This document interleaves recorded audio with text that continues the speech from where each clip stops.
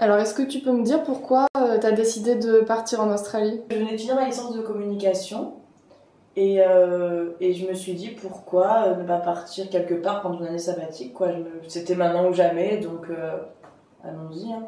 Pourquoi l'Australie justement? Parce que c'était loin, c'était une découverte, c'est quasiment ce qu'il y a de plus loin par rapport à chez nous, donc je voulais découvrir ce qu'on pouvait voir ailleurs. Est-ce que tu as hésité avec d'autres destinations? Non, pas du tout. Non, ça a été directement celle-là parce que je connaissais plein de gens qui étaient déjà partis et qui m'ont dit que des bonnes choses. Et niveau visa, c'était une des destinations les plus simples en fait. D'accord. Et t'es arrivée dans quelle ville? Je suis arrivée à Sydney. Est-ce que tu peux me parler des endroits incontournables que tu as visités à Sydney par exemple? Pour conseiller ceux qui voudraient y aller éventuellement. Forcément, il y a l'opéra qui est connu, je pense, mondialement.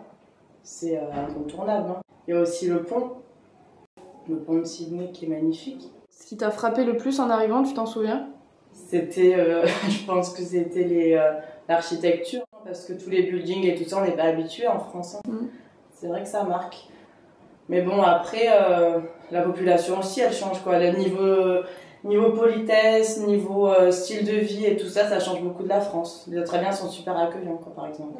D'accord. Et t'es partie avec quels moyens? Alors, pour le billet d'avion, il faut compter à peu près 1200 € l'aller-retour. Ensuite, je suis partie avec 1000 € à peu près pour tenir un mois ou deux.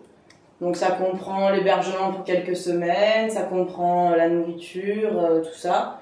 Mais une fois là-bas, on trouve facilement un travail. Donc après, c'est vrai que on se fait facilement de l'argent et rapidement. Au début, comment tu t'es débrouillée pour vivre?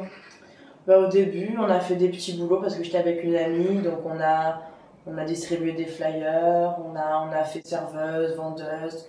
Et un peu plus tard, je suis partie après dans d'autres villes ramasser des fruits. C'est un travail assez courant là-bas pour les jeunes qui viennent avec le visa Working Holiday. C'est un visa en fait qui veut dire vacances-travail. Donc c'est-à-dire qu'on peut y aller en mode donc, vacances, pas travailler, visiter toute l'Australie. Ça dure 1 an.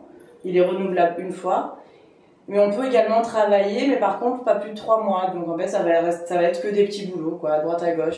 Et donc c'est grâce à ce visa que tu peux faire facilement du fruit picking. Hormis donc Sydney, quelle ville as-tu visité? Donc je suis allée à Melbourne, qui est pas loin de Sydney. C'est un peu plus joli je trouve, mais niveau ambiance j'ai préféré Sydney. Après il y a beaucoup de gens qui préfèrent Melbourne, donc c'est vraiment chacun ses goûts. Ensuite je suis montée dans le nord, je suis allée vers Brisbane, qui est une grande ville aussi. Et pour ramasser les fruits, je suis allée donc un peu plus dans la campagne, dans une petite ville qui s'appelle Bundaberg. Enfin Bundy quoi, le diminutif.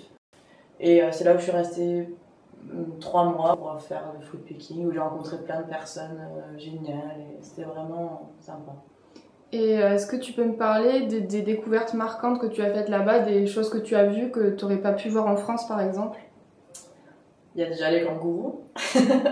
Déjà que tu vois vraiment partout, quoi. C'est quelque chose de fou quand t'es là-bas parce que tu te dis un animal aussi gros, si près de toi, c'est bizarre.